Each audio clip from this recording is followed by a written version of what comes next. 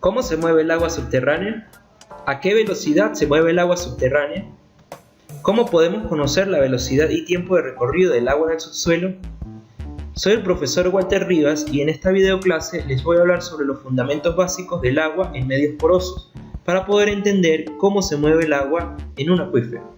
Para ello vamos a estudiar el principio de Bernoulli y la ley de Darcy. El principio de Bernoulli fue propuesto por Daniel Bernoulli, que era un matemático, físico y médico originario de los Países Bajos, en 1738, y un principio que es muy importante y es aplicable para distintos tipos de fluidos y tiene diferentes aplicaciones tanto para el movimiento del agua en conducto cerrado. También, aunque no lo creamos, pues con el principio de Bernoulli es uno de los principios que explica por qué los aviones pueden mantenerse por la sustentación en el aire. El principio de Bernoulli lo que expresa es que la energía de un fluido pues va a ser una constante o se va a conservar y que esa energía va a estar compuesta por tres tipos de energía: una dada por la presión, otra por la energía cinética y otra por la energía potencial. Es decir, que la energía de un fluido en un punto A va a ser una sumatoria de la energía de presión, que es el cociente entre la presión y el peso específico del fluido, la energía cinética, que es el cociente entre el cuadrado de la velocidad entre la gravedad, y una energía de posición que tiene que ver con la posición que tiene esa partícula con respecto a un plano de referencia. El principio de Bernoulli tiene múltiples aplicaciones para muchos tipos de fluidos. En este caso vamos a analizar su aplicación para el agua. Supongamos que tenemos una tubería a través de la cual circula agua desde un punto 1 hasta un punto 2. Vamos a analizar los componentes de la energía que tiene ese fluido dentro de la tubería. Para ello establecemos un plano de referencia en donde vamos a tener las alturas de referencia del punto 1 y del punto 2, que fue lo que Bernoulli definió como energía potencial. Posteriormente vamos a tener una presión que actúa sobre ese punto, tanto el punto 1 como el punto 2, que es la energía de presión. Vamos a ver una diferencia entre esas dos presiones, tanto en el punto 1 como en el punto 2, y esa diferencia es lo que en hidráulica de tuberías se conoce como las pérdidas. Cabe destacar que Bernoulli, cuando definió su principio, dijo que a medida que aumentaba la velocidad en algún punto de ese conducto cerrado iba a disminuir la presión y viceversa. Por último vamos a tener la energía cinética, que está relacionada con la velocidad que tienen las partículas de agua dentro de la tubería. Entonces, como les decía, cuando aumenta la velocidad, la presión disminuye para compensar esa diferencia de energía. Recordemos que a lo largo de toda la tubería la sumatoria de estas energías va a permanecer constante. Es decir, que la energía en el punto 1 va a ser igual a la energía en el punto 2. Y si colocamos los componentes de energía de cada una de las partículas y las igualamos, pues vamos a obtener la aplicación del principio de Bernoulli entre dos puntos.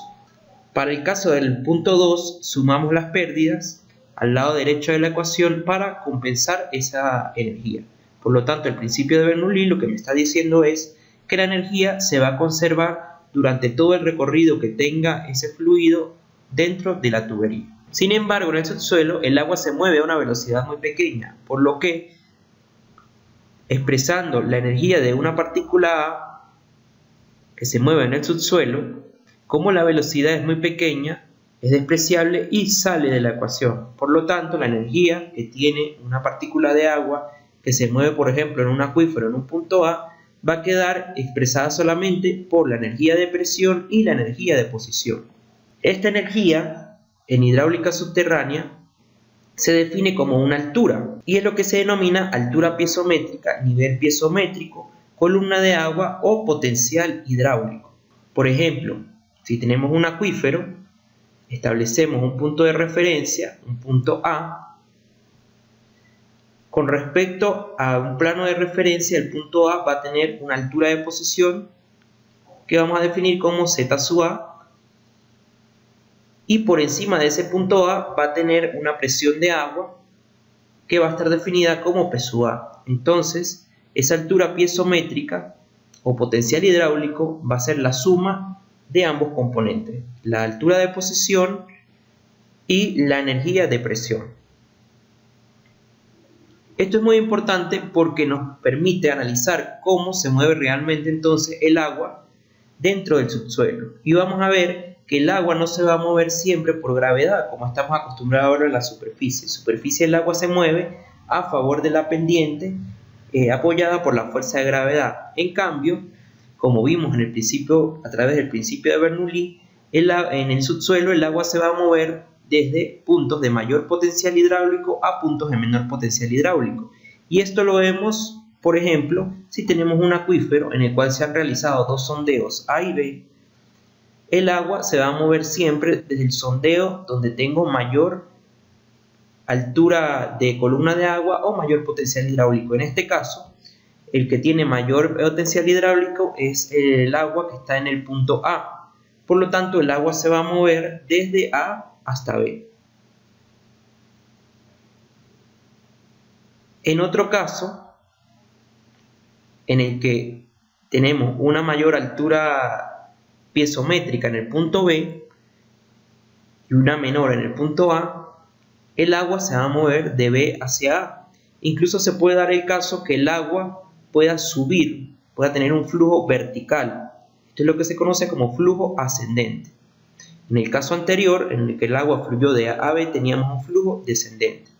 Y podemos tener un tercer caso en el que en ambos sondeos tenemos el mismo potencial hidráulico. En este caso, el agua no va a tener movimiento, sino que va a estar estabilizada porque no hay una diferencia de potencial que permita moverse. Entonces, en conclusión, tenemos que el agua se va a mover desde los puntos de mayor potencial hidráulico a los puntos de menor potencial hidráulico.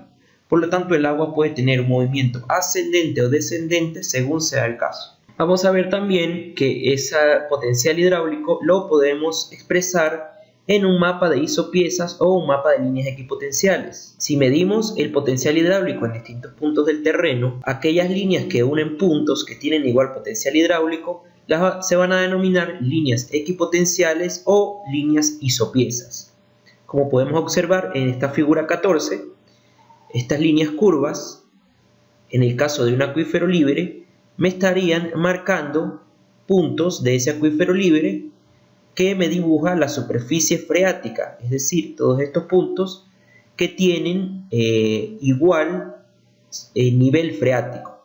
En el caso de un acuífero confinado, vamos a tener una superficie piezométrica que estaría definida por la proyección en superficie de la altura que alcanzaría el agua al ser liberada de ese acuífero confinado. Recordemos que en los acuíferos confinados el agua se encuentra a una presión por toda esta carga litostática que tiene encima. Por lo tanto, esta superficie la vamos a denominar superficie piezométrica y los puntos que tienen igual nivel piezométrico me van a conformar estas líneas equipotenciales. Estas líneas, que las podemos mapear como vemos acá, van a ser unas líneas similares a como si mapeáramos curvas de nivel. Y perpendicular a esas líneas equipotenciales podemos dibujar las líneas de flujo que me van a indicar el sentido del flujo, entendiendo que este se mueve desde los puntos de mayor nivel piezométrico a los puntos de menor nivel piezométrico. En esta figura 15 podemos observar cómo se proyectarían esas líneas equipotenciales como si fueran planos, formando superficies equipotenciales. En el caso del acuífero libre, esas superficies equipotenciales me están dibujando lo que sería la superficie freática. En el caso de un acuífero confinado, esas superficies equipotenciales estarían en el tope o tocarían el tope y la base de ese acuífero confinado, y en superficie me proyectan lo que sería esa superficie piezométrica.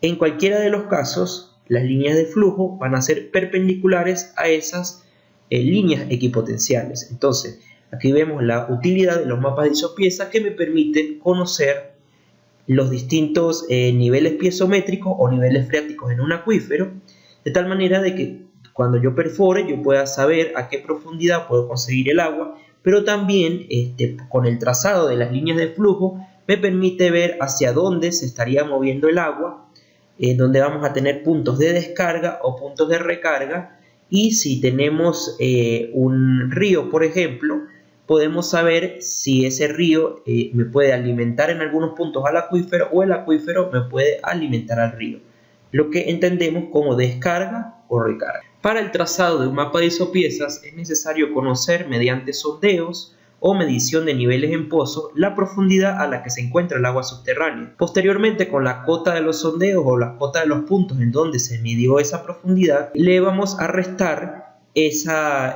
profundidad del agua y vamos a obtener los niveles piezométricos. Con esos niveles piezométricos vamos, por medio de interpolación, a trazar esas líneas equipotenciales y vamos a obtener esas curvas isopiezas. Para el trazado de las líneas de flujo, basta con trazar líneas perpendiculares desde los puntos de mayor nivel piezométrico, las líneas de mayor nivel piezométrico, hacia las líneas de menor nivel piezométrico, y podemos conocer cuál va a ser el sentido del flujo en el acuífero. Hasta este punto podemos saber cómo se mueve el agua subterránea. Sin embargo, con la ecuación de Bernoulli nosotros podemos definir cuáles son esas energías, las velocidades, las presiones, las alturas a las que se mueve el agua, pero no podemos conocer cuál es el caudal de agua subterránea que circula. Por esa razón tenemos que recurrir a otro fundamento básico que explica el movimiento del agua en el subsuelo y que es conocido como la ley de Darcy. Henri Darcy era un ingeniero de caminos y de puentes francés a quien entre el año de 1834 y 1840 se le encargó hacer la red de abastecimiento de la ciudad de Dijon, ubicada al este de Francia. Años más tarde, en una publicación en donde describió las fuentes públicas de la ciudad de la villa de Dijon y los principios de distribución del agua, expuso fundamentos de la ley de Darcy. Resulta que gracias a este señor, Henri Darcy, la ciudad de Dijon pasó a ser la segunda ciudad en Europa con tener una red de abastecimiento de agua potable bien definida, después de Roma, que como sabemos, pues ya siglos antes había desarrollado un sistema de abastecimiento bastante avanzado. Henri Darcy determinó el principio de Darcy a través de un montaje que hoy en día conocemos como permeámetro de carga constante, que consiste en un cilindro que está relleno de algún material poroso a través del cual se hace pasar agua con un caudal constante, caudal conocido. Ese cilindro tiene una sección conocida y además tiene conectados dos manómetros o dos medidores de la presión del agua en distintos puntos, en este caso entre un punto A y un punto B, que tienen una separación conocida, que es esta separación delta L. Estos manómetros van a medir el delta H, que es la diferencia de potencial o carga, o potencial hidráulico, como lo vimos en la ecuación de Bernoulli. Aquí podemos observar, por ejemplo, cómo en el punto A el potencial hidráulico es mayor que en el punto B, por lo tanto el agua se va a mover desde el punto A al punto B, que es como se espera sea el sentido del flujo.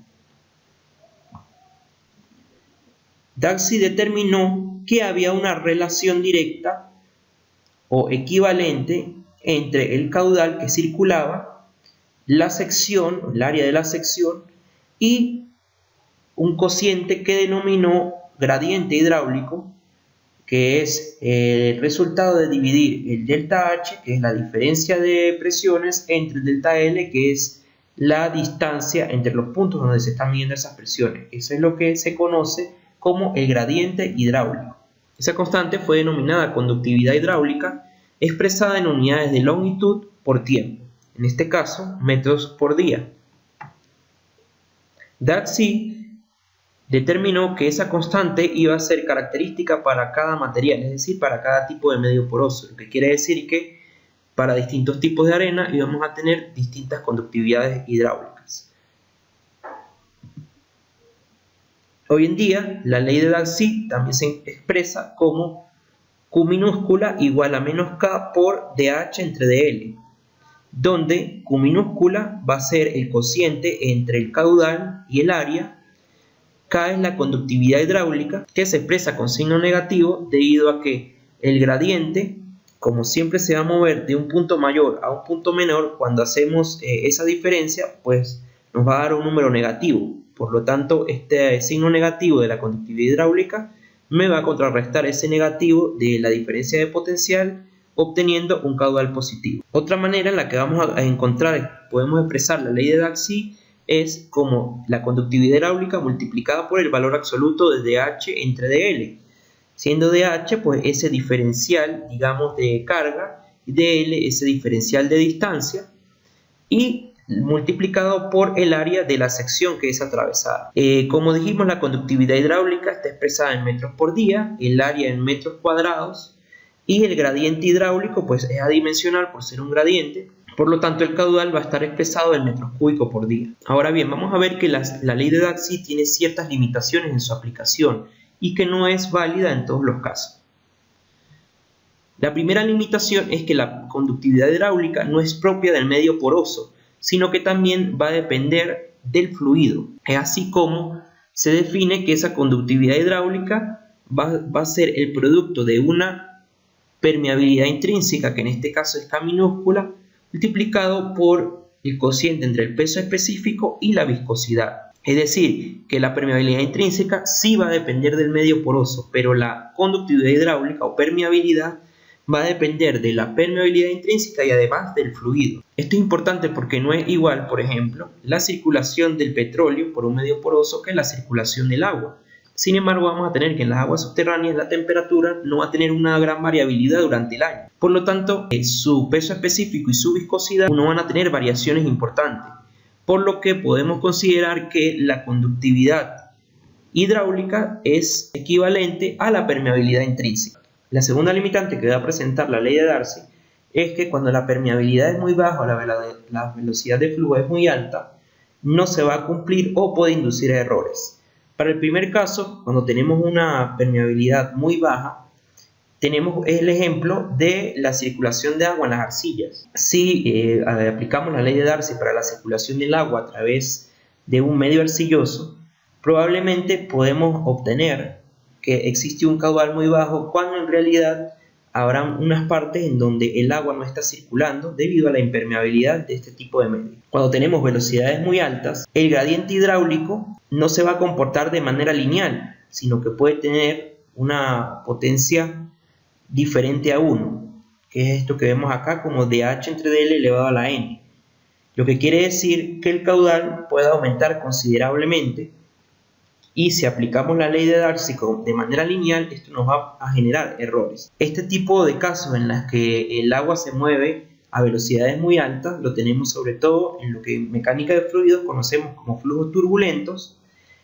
o en el caso de las aguas subterráneas cuando nos encontramos en las cercanías de un pozo en donde el agua está entrando a una velocidad alta. Sin embargo, las aguas subterráneas se mueven a velocidades muy bajas, lo que quiere decir que no aplica esta limitación, tampoco va a aplicar esta limitación. En conclusión, la ley de Darcy la podemos aplicar en aguas subterráneas teniendo en cuenta sus limitaciones. ¿A qué velocidad se mueve el agua subterránea? Bueno, esto podemos determinarlo aplicando la misma ley de Darcy. Y es aquí cuando vamos a analizar las diferencias entre lo que es la velocidad de Darcy versus la velocidad real. Partimos de que la velocidad o el caudal que circula por una sección va a ser un producto de la velocidad por el área de esa sección. Si igualamos esta ecuación con la ley de Darcy, nos vamos a dar cuenta de que este producto de la permeabilidad por el gradiente hidráulico corresponde en realidad a una velocidad y es lo que se conoce como velocidad de Darcy. En tal sentido, esa velocidad, si la despejamos de la ecuación, la podemos expresar como el cociente entre el caudal y el área de la sección. Ahora bien, esta velocidad de Darcy no me representa la velocidad del agua en el acuífero. En un acuífero el agua no circula por toda la sección, sino que va a circular es a través de los poros que se encuentran interconectados, o lo que conocemos como porosidad eficaz. En este pequeño gráfico, dibujo tomado de Fries y Cherry, podemos observar las distintas trayectorias que va tomando el agua en un medio poroso, y vemos que son como caminos que se encuentran interconectados entre sí. Entonces la velocidad de Darcy me estaría diciendo, en primer lugar, que la velocidad es lineal, y en segundo lugar que la velocidad circula por toda la sección, lo cual no es cierto. En tal sentido, necesitamos una expresión que tome en cuenta la realidad, o que tome en cuenta esa porosidad eficaz, el agua que se mueve por esos poros interconectados. Es así como tomamos la ecuación de velocidad lineal media como el cociente entre la velocidad de Darcy y la porosidad eficaz. Pero el agua no se mueve rectilínea, por lo tanto hay que multiplicar esa velocidad lineal media por un coeficiente que denominaremos coeficiente de tortuosidad. Este coeficiente lo que me está haciendo es alterar esa velocidad de acuerdo a la tortuosidad del medio. Y según Fries y Cherry, que son estos autores del libro de hidrogeología, ellos dicen que este coeficiente puede estar entre 1 y 1.18 para las arenas, por ejemplo. Entonces, hasta este punto nosotros podemos conocer la velocidad del agua en un medio poroso, teniendo como datos el caudal, el área de la sección por la que circula y la porosidad eficaz. Ahora bien, ¿cómo podemos aplicar la ley de Darcy a la realidad? Por ejemplo, en el flujo de un acuífero. Supongamos que queremos conocer el caudal de flujo entre dos pozos que componen un acuífero. Entonces tenemos este pequeño esquema donde tenemos dos pozos A y B, y vamos a tener algunos datos. Por ejemplo, tenemos la cota del pozo A, 410 metros sobre el nivel del mar, el nivel estático del pozo A, 10 metros. Cuando hablamos del nivel estático, pues es la profundidad que tiene el agua en el pozo A. En el pozo B tenemos una cota de 400 metros sobre el nivel del mar, con un nivel estático de 20 metros, o una profundidad mayor en este caso. Sabemos que la distancia entre los pozos son 200 metros, un espesor saturado de 50 metros, que sería este espesor de agua, y adicionalmente nos dicen que son arenas con una permeabilidad de 20 metros por día y una porosidad eficaz del 15%. Lo primero que tenemos que hacer es calcular los niveles piezométricos y expresar la dirección del flujo. Para el cálculo de los niveles piezométricos vamos a restar cada una de las cotas de los pozos menos el nivel estático o la profundidad del agua en cada uno de los pozos. Obtenemos entonces que para el pozo A ese nivel piezométrico está a 400 metros y para el pozo B el nivel piezométrico está a 380 metros. Aplicando el principio de Bernoulli, lo que vimos del movimiento del agua en el subsuelo, el agua se va a mover de mayor potencial o mayor nivel piezométrico a puntos de menor nivel piezométrico. Por lo tanto, podemos decir que el movimiento del agua subterránea, o la dirección del flujo, en este caso va desde el pozo A hasta el pozo B. Luego realizamos el cálculo del caudal aplicando la ley de Darcy. En este caso debemos calcular en primer lugar ese gradiente hidráulico como la diferencia de los niveles piezométricos y dividirlo entre la distancia entre los pozos, que corresponde a 200 metros, por lo que vamos a obtener un gradiente hidráulico de 0.1. Cabe destacar que el gradiente hidráulico lo que me está diciendo es esa variación que hay de la carga con respecto a la longitud, o la variación de potencial hidráulico con respecto a la longitud. Es como cuando hablamos, por ejemplo, de la pendiente en la superficie. La pendiente es un gradiente que me está indicando cómo varía la altura con respecto a la distancia horizontal. Sustituyendo los datos del ejercicio, tenemos que el caudal va a ser entonces igual a la permeabilidad, que es 20 metros por día, por el gradiente, que es 0.1, por el área. Sin embargo, no tenemos el área porque no tenemos hasta el momento la sección o el ancho de esa sección. Si no tenemos ese ancho de sección, entonces podemos expresar el caudal como un caudal unitario, quiere decir un caudal por metro cuadrado de área. En este caso obtenemos que es 2 metros cúbicos por día por metro cuadrado de acuífero. Ahora bien, si suponemos un ancho de la sección de 500 metros, podemos calcular el área de paso del flujo como el producto entre el ancho de esa sección y el espesor saturado, obteniendo un área de 25.000 metros cuadrados. Y si multiplicamos esa área por este caudal unitario que determinamos en el paso anterior, pues vamos a obtener como resultado un caudal de 50.000 metros cúbicos por día. Es decir, que por todo ese ancho de la sección, para ese espesor saturado, va a recorrer un caudal de 50.000 metros cúbicos por día. Luego calculamos la velocidad real del flujo, aplicando la velocidad de Darcy. Para ello vamos a dividir el caudal que obtuvimos en el paso anterior entre el área y vamos a obtener esa velocidad de Darcy, que si vemos es equivalente al caudal unitario que habíamos determinado en el paso anterior. Para el cálculo de la velocidad real o velocidad lineal media, vamos a dividir esa velocidad de Darcy entre la porosidad eficaz, que es un dato del ejercicio. Y al dividirla vamos a obtener una velocidad lineal media de 13.33 metros por día. Si esa velocidad real la multiplicamos con un coeficiente de tortuosidad de 1.2, vamos a ver cómo esta va a ser mayor. Vamos a obtener una velocidad real de 16 metros por día. Entonces, si comparamos las velocidades, podemos ver que la velocidad de Darcy siempre va a ser menor a la velocidad real. Y es porque la velocidad de Darcy me indica o está expresada como si el flujo se diera a lo largo de toda la sección. Y en realidad el flujo se está dando es a través de la porosidad eficaz. Como se da a través de conductos más pequeños, entonces esa velocidad pues va a ser mayor. Ahora podemos calcular también el tiempo medio de recorrido y el volumen de agua que circula por la sección. Como conocemos la distancia y la velocidad, podemos calcular el tiempo de recorrido como el cociente entre la distancia y la velocidad real. Por lo que vamos a obtener un tiempo de recorrido de 12.5 días, desde el pozo A hasta el pozo B en el caso de nuestro ejercicio.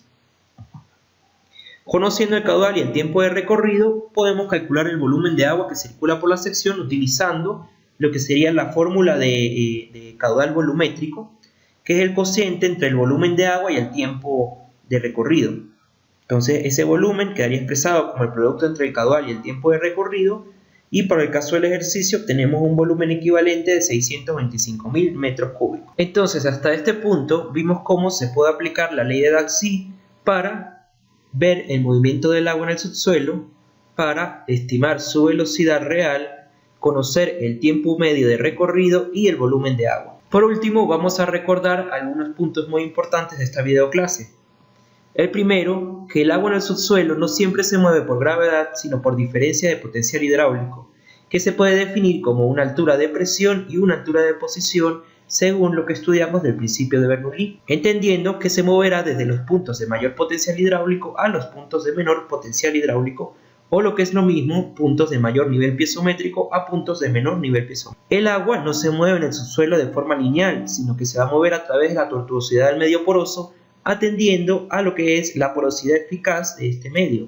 Estos valores de porosidad eficaz van a variar de acuerdo a la litología de los sedimentos o las rocas por donde se mueve el agua. Y tercero, debemos recordar que la ley de Darcy no es válida en medios con permeabilidades muy bajas ni en flujos con velocidades muy altas. Esto sería el caso para la circulación de agua en medios arcillosos y en flujos de velocidades muy altas, flujos turbulentos, por ejemplo, que se pueden dar en las cercanías de un pozo que está bombeando o, por ejemplo, en acuíferos kársticos. Acá les dejo las referencias consultadas para la elaboración de esta videoclase y les recuerdo no olvidar suscribirse, darle al botón de like y dejar sus comentarios si tienen alguna duda sobre el tema que he planteado o si quieren proponer temas para próximas videoclases. Muchas gracias.